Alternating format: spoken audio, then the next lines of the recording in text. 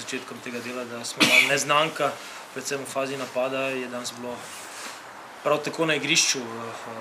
Mi smo si ustvarili, tako rečeno, skoraj da nobene zares konkretne situacije.